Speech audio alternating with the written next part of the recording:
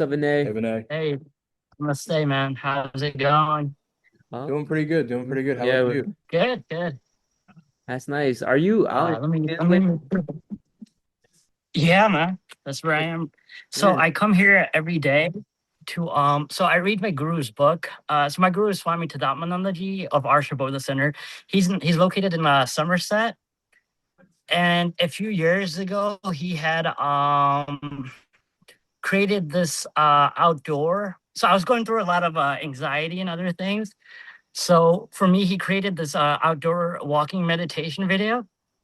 And this was like 3 years ago, but I didn't really do much with it until I like hit the lowest point of my life, probably about 2 or 3 months ago. And so I started reading. Okay, so I started doing the walking meditations, right, breath work and all that stuff. And then later on, I got the idea to start also reading in nature. Mhm. And as I was reading in nature one day, so I record myself. So right now I'm reading. Previously, I was reading the book Roar of the Ganges by Swami Tadamananda, and now I'm reading his meditation book. And as I was reading that, someone just came up to me and he's like, "You're kind of like distracting us," as in the sense that reading loud because at that time I didn't have like a wireless Leviar microphone, Oh, and I was like, oh, okay, like, and so I didn't know this place is called No Man's Land. I had no idea, mhm. and they were recording the I guess I don't know what they were doing, to be honest. I don't know. Like they're recording their well, I don't know like what do you call it? I don't know. Like it's what a Like Their content. like vlog. their podcast. Yeah, I guess, yeah, podcast. So they're recording that. And so then they're like, if I can move a bit further away back, and I'm like, yeah, sure. But I was telling them I'm almost done. And then as I was about to leave, Professor Holm or John Holm, he came up to me and he said, "Do you want to get interviewed? Like, can you?" Because I was like totally like, I guess we didn't really intend on bumping into each other, and so yeah, and so then they just started to ask me questions and stuff about what I was doing here. And then I also told them about what I was doing there, which was recording myself for my YouTube channel that I have started now, where I do various things. And then after I got recorded, after the interview, me actually, that was like one of the biggest blessings in my life because it gave me the idea to start my own podcast. And so since then, I've now been coming here every day, reading in nature. And then I also now have a spiritual podcast where I interview various people that are spirituality, and I want like I get their journeys and how they live their lives and what has shaped their lives and how their journeys unfolded and things that helped them in hopes to that my message can be shared to the world. So if anyone else is going through something and they need to know how to live a life, like how to get out of this hole, if they're in a hole like I was, I'm hoping that they might hear something that needs to be heard. And so yeah, so that's been my story thus far. All All right. right. All right. Our first question for you is, how would you describe your role as a spiritual practitioner? Like, what is that like? Karma yoga in the sense that I know that I do every action with the thought that everything is the divine. So what I follow is Advaita Vedanta, which is so in the Western tradition, they say that there is one God, right? There's just the one true God. But the philosophy, the ancient rishis, the ancient seers of India had said that there is not one God, but there is only God, right? So there is only God. So everything is God. Because the moment there is one, then there's a two, three, four, right? So I keep in mind with the right attitude that any action that I'm doing is is just like it's what the divine has given me to act, and that all the actions that I perform, the results come from the universe. Mhm. and that it's the natural order of the universe. So I try not to get attached to any of the actions and such that I do. Like right now, like I am a bit nervous, and so the thing is that, but I everything that comes out from me, like even like the thoughts that are coming from my mind to what to articulate what I'm about to tell you guys is what is coming from Ishvara, the reality known as Brahman. Wow. Got you. Okay. Got you. Do you? Want me to ask a question? Yeah. So when did you begin this journey of yours? I started in 2019. I would say during COVID. COVID hit. I had gotten laid off. Well, not laid off, but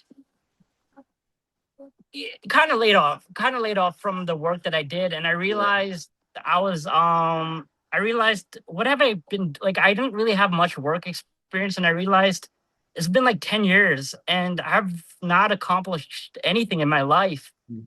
and I was suffering because like all these years went by, and I saw my peers and family, friends, and everyone just kind of moving up the ladder, Mm. and I saw myself just kind of like just I don't know, it just caused me to suffer. And so I grew up in the Baptist Swaminarayan tradition, and for them, the teachings are mainly just to serve, to do seva, selfless service, and that. But that didn't really answer my questions to suffering. So I was like, all right, you know what? I want to become Buddhist. I want to learn about Buddhism. So I on YouTube I started searching Buddhism, and I came across this YouTube channel called Ajahn Sona. Um, where he explained the Eight Noble Truths and all that really well and stuff. So I was like, all right, so this is a path to be. But then one day, a video called Advaita versus Buddhism showed up on my feed. And I was like, what is Advaita? I've never heard of this. And then I watched this video and I saw this white Swami. And I'm like, who is this white monk? Like, and I was intrigued. And so then I did some research. I'm like, I wonder where this guy is located. I was hoping he would not be located in New Jersey because I wanted to continue on this Buddhist path, right? Mm. And I was like, hopefully he's not in New Jersey. And then I looked it up, and he was literally 15 minutes from where I live, Bro. right in New Jersey. And I was like, all right, okay, you know what? Fine.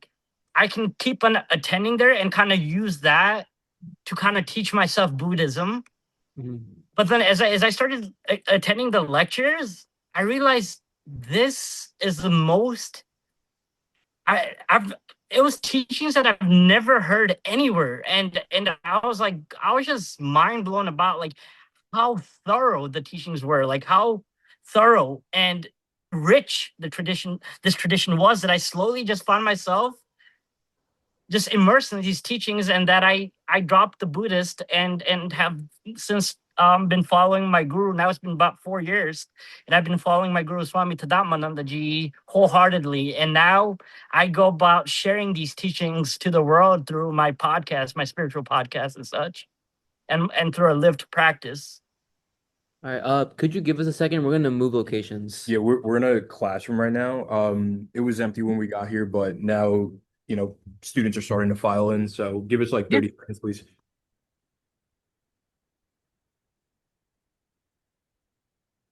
Thank you.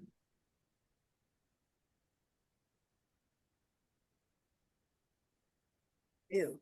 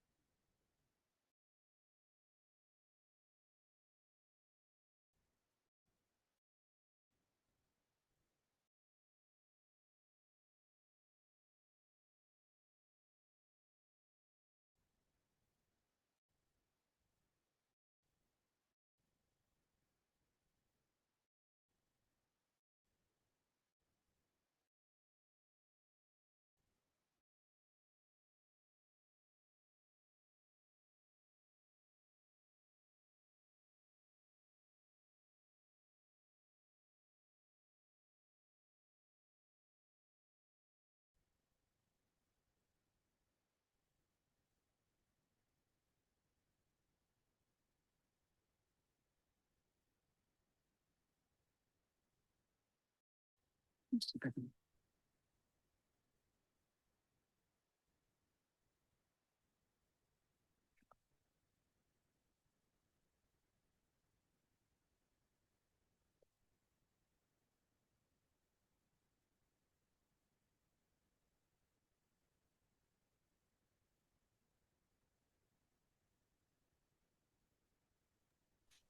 Hello? about that. No, no worries, man. All right. So, do you think that being alone in nature helps you to see things in a different light? It definitely enhances the things that I have been learning Mhm. through these teachings. So I believe that one can definitely see things, right? But there also needs to be someone that one needs a guru to correctly see something. And so when you immerse yourself in these teachings, then when you're in nature, you can reflect on the teachings that you have absorbed and see for yourself if there is truth to the teachings, or you can find, think about things that are opposing arguments to it or so, and kind of work out based on your experiences and stuff and work it out. So it definitely is a great enhancement to that. And I think it is very much needed. All right, so this is back to when you ran into the crew. How long had you been out there until our professor and his crew ran into you? Probably a month. Month? Okay. Next question. Okay. So it's actually interesting. I bought the book that I was reading at the time, Roar of the Ganges. I bought that book 3 years ago or 4 years ago, but I never touched it.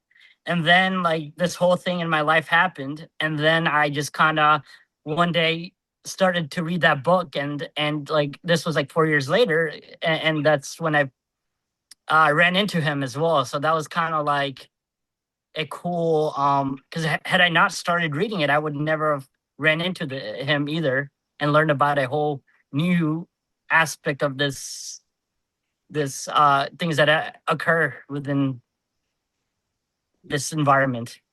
Got you. So, like an hour ago, our professor showed us that video clip of from your YouTube channel where he saw in the background that somebody was stalking the lot of you. I'm just wondering, did you know that somebody was in the ravine that day? No, I had no idea. No. I had no idea. And since you go every single day, have you had an encounter like that since then? Being followed or stalked? No, no, nothing. Nope. Okay. Mm. Did you run into that guy that they said was stalking you or no? I did not, but then after, so I was like, because I never got to be part of any project like this, so I found it really cool, and I asked him if I can get a copy from my YouTube channel because my guru Swami Tadamanandaji follows my YouTube channel, and I wanted to show him what was this interesting thing that happened. And as I was uploading the video and rewatching the entire thing, as I saw something, like I thought I saw something in the background, but I didn't think much of it until then later on. Then I looked again, and then I saw there was someone in the background going by, and I was like, I didn't even know like what was, and that I found really strange in a way. I was like, what is going on? And then I've also heard that that by the ravine adjacent to the assisted living center, there's like this old lady with frizzy hair, and that whenever the crew goes to their dig site, she kind of just stares at them, like just stares at them like with a blank expression. And I think the thing is that someone told them that it's just normal. It's that she just has dementia, and so otherwise she's healthy and just normal. But yeah, I just kind of found that strange. But I don't know much about this tall African American. So when I looked back and I saw that the person, I kind of like looked around, and I heard that he shows up whenever the crew is out there, but like hides, like he hides away, like he doesn't want to be seen. But the thing is that a part of him, it seems like he does want to make his presence known. So I don't know, like maybe it's just like a sometimes people have these childhood, like a fantasy that they just want to, it's like a hide and seek type of thing, and it could just be innocent, but I don't know anything about that. Got you. You seem to be a very positive person. Did you know any about what happened on No Man's Land before you went No, there? No? no, How did no finding way. out change you? Did it change you in any way? Did it change you for the better or the worse? It did not change anything for me. It just, I don't think, I don't really, eh, you know, things like that happen in the world. It's natural. It's just like an earthquake. If an earthquake ends up killing, it's natural though. It's a natural thing, and such. There are like the things that I've heard. I mean, people can get it. They might have their own desires that go unfulfilled, or have some sort of mental illness that can cause such incidences to happen. But it's natural. I wouldn't say it's inherently good or bad. Well, it's relative you know to how you look at things, I guess. Okay, so like now, so knowing like everything that happened at this place, like it didn't like affect your vibe or your energy at all, like since you go every day. Nah, not at all. Okay, that's good. But Um, but I will say is that a part of that is because, so I wear this. If you watch my videos, I wear this in all my videos and everything. And I have a lot of reverence and faith in my guru. And one day someone gifted me this at the ashram, and then I asked him, "Can you bless it?" And he held it in his hands for like 5 minutes while he was answering my question. And I feel like ever since then, his grace is always with me. So I guess it kind of just gives me that comfort Hmm. in that sense. Okay, I got you. that makes sense. Okay. Um, do you believe that any of what happened is tied to any negative supernatural spirits, or do you think that it was all just a coincidence? It could be either or, but in the end, like I don't think much about it because it's all a belief, and beliefs are just that, a belief, which one can prove or disprove. And like every time I've held on to beliefs, they've always been challenged. So these days, I try not to hold on to any beliefs because the thing is that beliefs change, man, and we really don't know what is going on in this world and such. And we, based on whatever new information we get, that's just what it is at this time. But it doesn't really matter to me because instead I focus more on that there's something beyond of all of this that is completely unaffected, which is that consciousness that dwells within all beings as yourself, the knower and known. So that alone is the true reality that I try to strive to be in. Okay. So when you ran into a professor afterwards, did you think about leaving, or were you willing to stay on no man's land for a professor and his crew? I was willing to stay. Yeah. Yeah, I had no issue with that. Hmm, I was intrigued indeed, actually, in what was going on. that's good. Did you think that it was a sign that you ran into our professor and his crew? Because you said that based off of that interaction, it helped you start a podcast, Hmm. it was good video clips for your YouTube channel. So do you think that it was a sign that this could be a good thing, like this could come off as positive? So what I will say is that my guru he uses he's very precise in the words that he uses. So instead of sign, I would say it was a grace that happened. That a grace that allowed, perhaps due to previous good karmas that I have done, it was a grace that was something that changed my life. Gotcha. Have you seen any other strange occurrences in that area? Because you frequent there a lot. And Oh yeah, I'd spend hours there. I don't. There's nothing strange. So okay, so there was one thing that I did find strange. There was this one dude, and I was like just telling. He was like, he was just walking by, and he was just very like he just ignored me. Like he just had his headphone. I'm like, hey, what's up? Like I was giving a friendly smile and that, and he just kind of just like aggressively just walked by, and I was like, oh, by the way, check out my YouTube channel, subscribe to it. And he just completely brushed me off, and I kind of found a bit odd, and I wasn't sure if that wasn't, you know, malicious or anything like that. And I actually showed that clip to the professor, and he just said, nah, that's not, there's nothing, it's just a regular New Jersey thing where people are just like kind of like it's the Jersey swag. So I guess, yeah, no. um, do you think that your mindset changes when you experience places like this? Like you're on land that a lot of people deem as cursed. Like, do you feel affected by those kind of words, or do you kind of just push it to the side and focus on your teachings? So I like to focus on my teachings, but I think a little bit of it was because the fact is that that was just a random passerby, right? But perhaps like I did have it for a second. I had this negative thing, like why, like he seemed to kind of like maybe there's something going on here or something like that. So quickly, but the thing is that when the professor said no, that's not, I realized, wait, I'm just kind of, that's the ignorance that we all have in the sense that we think some sometimes when we expect something to be a certain way, then we can kind of make up a narrative. But I don't think yeah, there's nothing in my opinion like that at least not nothing that I've other than that incident. All right. This is just a question. It's like a personal question for me.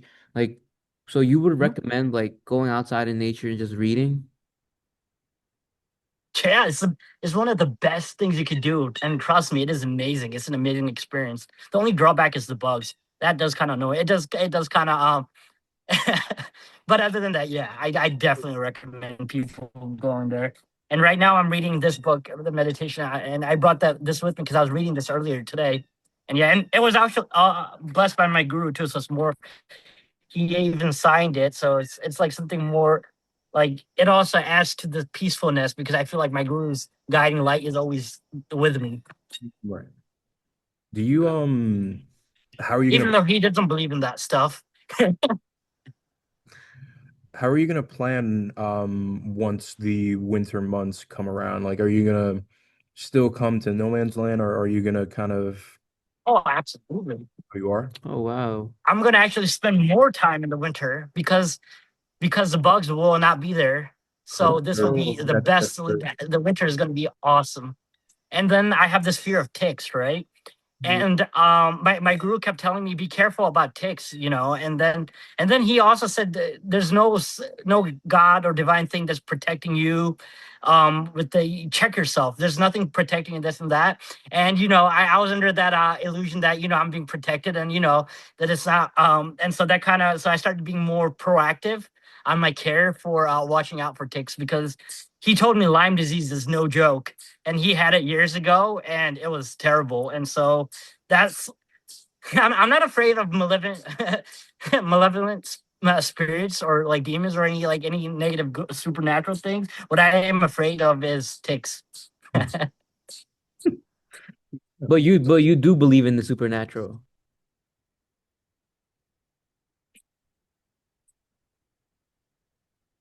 I like to believe that there's more to this life. Good answer. All right.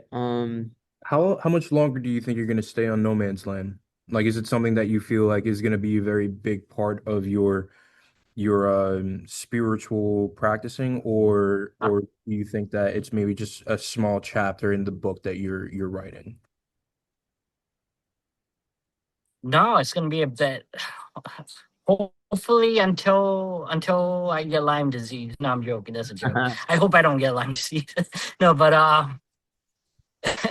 I think this is going to be a long time coming because it's the only time that it gives me a peace that I've never feel. Like a part of me comes out that normally is not there otherwise.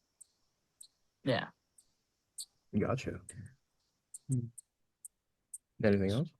No, I just keep thinking about the thing you said that you think that you're always protected. Like how strong is that faith that you know that you're always protected? Because I have that same faith that I'm always protected, but there's like some times where I doubt it a bit. Oh, there's this. So there's actually this is actually I have proof of this happening within No Man's Land itself. So I actually turned this into a short that kind of went viral. Um, I'll tell the professor to share this short with you. It's only 30 seconds long. But basically, there was a tree that I wanted to I wanted to kind of climb on top of it. And each time, so I fell five times, like unscathed, unscathed as I was doing that. And a few of the times I could have gotten seriously injured, and each I was completely unscathed. In fact, I'll send it to the professor, and he can show you guys. It's only a 30-second clip too, but it's within No Man's Land itself. And you can see me being protected five times. Not see, you would think if it's just once, it's a fluke, right? This was five times in the flesh. You can see that. Jeez. So you just have that really, really strong belief that you're always protected no matter what. Except from ticks. I yes, and I also have the understanding that everything that unfolds is through the cosmic order. Okay. But one should still be proactive and not just like do things recklessly, Yeah. which I did have a few times. Well, I think that's about it, right?